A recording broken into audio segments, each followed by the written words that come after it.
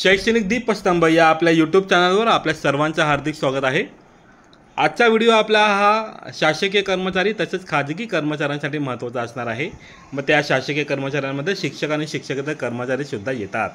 जवळपास 25 लाखाहून अधिक शासकीय आणि खाजगी कर्मचाऱ्यांसाठी हा एक अत्यंत महत्त्वपूर्ण शासन निर्णय राज्य शासनाने निर्गमित केलेला आहे। या संदर्भातील सविस्तर माहिती आपण या व्हिडिओमध्ये पाहणार आहोत। तुर्तास तुम्ही अजूनही जर आपल्या चॅनलला सबस्क्राइब केलं नसेल तर आत्ताच शैक्षणिक दीपस्तंभ या चॅनलच्या आपल्या या व्हिडिओच्या सबस्क्राइब या बटनावर क्लिक करा। बेल नोटिफिकेशन ऑन करून ठेवा जेणेकरून तुम्हाला नवनवीन व्हिडिओ अपडेट्स तुम्हाला मिळत राहतील। या व्हिडिओ संदर्भात 25 लाख शासकीय कर्मचाऱ्यांसाठी जी महत्त्वाची बातमी आहे, जो शासन निर्णय आहे, या संदर्भात अधिक माहिती आपण घेणार आहोत। व्हिडिओ संपूर्ण पहा, व्हिडिओ शेअर करायला मात्र विसरू नका। सुरू करूया आपला आजचा हा व्हिडिओ।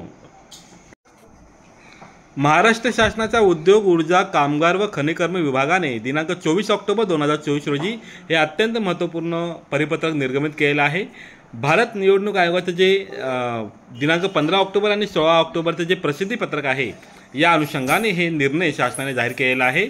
विधानसभा सार्वत्रिक निवडणूक 2024 करिता विधानसभा मतदारसंघातील जेवढे मतदार आहेत, मग ते शासकीय कर्मचारी असू दे किंवा खाजगी कर्मचारी असू दे, सर्व मतदारांना मतदान करण्यासाठी मतदानाच्या दिवशी सुट्टी देण्याबाबतीमध्ये हा शासनाने निर्णय घेतलेला आहे, परिपत्रक निर्गमित केलेला आहे।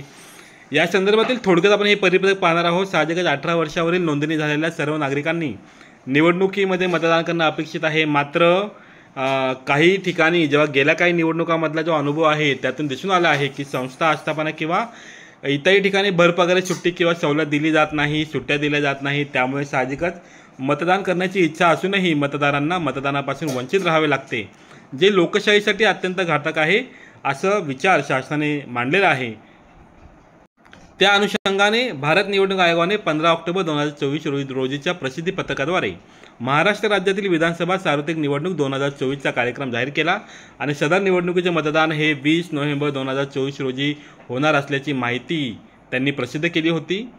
लोकप्रतिनिधित्व कायदा 1951 मधील कलम 135 ब नुसार सर्वांनाच मतदान करण्याची संधी मिळावी, या अनुषंगाने काही आदेश निर्गमित करण्यात आलेले आहे। बघा, निवडणूक होणाऱ्या मतदान क्षेत्रातील कोणत्याही व्यवसायात, व्यापारात, औद्योगिक उपक्रमात किंवा इतर कोणत्याही आस्थापनेमध्ये कार्यरत असलेल्या आणि राज्याच्या विधानसभेच्या निवडणुकीत मतदान करण्याचा अधिकार असलेल्या प्रत्येक व्यक्तीला मतदानाच्या दिवशी सुट्टी दिली जाईल। सदर सुट्टी उद्योग विभागांतर्गत येणाऱ्या सर्व उद्योग समूह, महामंडळे, कंपन्या व संस्था, औद्योगिक उपक्रम किंवा इतर आस्थापना इत्यादींना लागू राहील। थोडक्यात, ज्या मतदारसंघामध्ये विधानसभेच्या निवडणुका होणार आहेत त्या विधानसभा मतदारसंघातील सर्व व्यापार, उद्योग असू दे किंवा महामंडळ असू दे, कंपन्या असू दे, संस्था असू दे, त्या प्रत्येक आस्थापनेमधील सर्व कर्मचाऱ्यांना 20 नोव्हेंबर 2024 रोजी सुट्टी देण्याबाबतीमध्ये निर्देश या ठिकाणी दिलेले आहेत, जेणेकरून मतदाराला आपला मतदानाचा हक्क योग्य रीतीने बजावता येईल। पोट कलम 1 नुसार मंजूर झालेल्या सुट्टीच्या कारणास्तव कोणत्याही व्यक्तीची वेतन कपात केली जाणार नाही किंवा त्यांना सुट्टी नाकारली जाणार नाही, असंही या ठिकाणी नमूद करण्यात आलेलं आहे। जर एखाद्या नियुक्ताने याचे उल्लंघन केलं, म्हणजे समजा सुट्टी जाहीर केली नाही आणि पगार कपात केली, तर अशा जे नियुक्त आहे, म्हणजे जे आस्थापना आहे, त्यांच्या विरोधात निवडणूक आयोगाच्या नियमानुसार कारवाई करण्याचे निर्देशसुद्धा या ठिकाणी दिलेले आहेत। हे कलम अशा कोणत्याही मतदाराला लागू होणार नाही ज्याच्या अनुपस्थितीमुळे तो ज्या रोजगारामध्ये गुंतला आहे त्या रोजगाराच्या संदर्भात धोका किंवा मोठ्या प्रमाणात नुकसान होऊ शकेल, अशा मतदाराला मात्र हे दोन्ही कलम क्रमांक 1 किंवा कलम क्रमांक 2 लागू होणार नाही। आता समजा एखादी अपवादात्मक परिस्थिती आहे ज्या ठिकाणी सर्व अधिकारी किंवा कर्मचाऱ्यांना पूर्ण दिवस सुट्टी देणं शक्य होणार नाही, तर अशा परिस्थितीमध्ये जिल्हाधिकारी किंवा जिल्हा निवडणूक अधिकारी यांच्या पूर्व परवानगीने किमान 2 तासांची सवलत देणं बंधनकारक असणार आहे या आस्थापनांना। वर नमूद केल्याप्रमाणे उद्योग विभागांतर्गत येणारे सर्व जे महामंडळ आहेत, उद्योग समूह आहेत, कंपन्या आहेत, संस्था आहेत, औद्योगिक उपक्रम आहेत, या सर्वांनी वरील सूचनांचं अनुपालन काटेकोरपणे करणे गरजेचं आहे।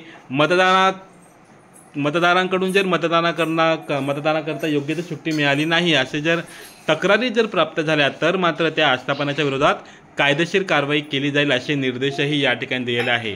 तर थोडक्यात, कार्यकारी अधिकारी माननीय श्यामकांत सोनवणे जी महाराष्ट्र शासन यांनी हे परिपत्रक निर्गमित केलेले आहेत। 20 नोव्हेंबर 2024 रोजी महाराष्ट्रामध्ये निवडणुका होणार आहेत। या निवडणुकाच्या अनुषंगाने सर्वांना आपला मतदानाचा अधिकार बजावता यावा यासाठी हे परिपत्रक निर्गमित केले आहे। मग ते शासकीय कर्मचारी असू दे किंवा खाजगी कर्मचारी असू दे, सर्वांनाच मतदान करण्यासाठी 20 नोव्हेंबर 2024 रोजी सार्वजनिक सुट्टी असणार आहे। आपल्या अनेक कर्मचारी सध्या निवडणूक ड्युटीवरती असणार आहेत। त्यांना वगळता ज्या कर्मचाऱ्यांना निवडणूक ड्युटी आलेल्या नाही आहेत अशा कर्मचाऱ्यांसाठी ही सुट्टी शासनाने जाहीर केली आहे। आणि वरती एक इशाराही दिलेला आहे, जर या नियमांचं पालन केलं गेलं नाही तर संबंधित आस्थापनेविरोधात कठोर कारवाई करण्याचा इशारा या ठिकाणी शासनाने दिलेला आहे। अशाच प्रकारचे नवनवीन व्हिडिओज आपल्याला मानत राहू। तुर्तास आपली रजा घेतो। चॅनलला मात्र सबस्क्राईब करा। व्हिडिओ आवडला असल्यास लाईक, शेअर आणि कमेंट करायला विसरू नका। धन्यवाद।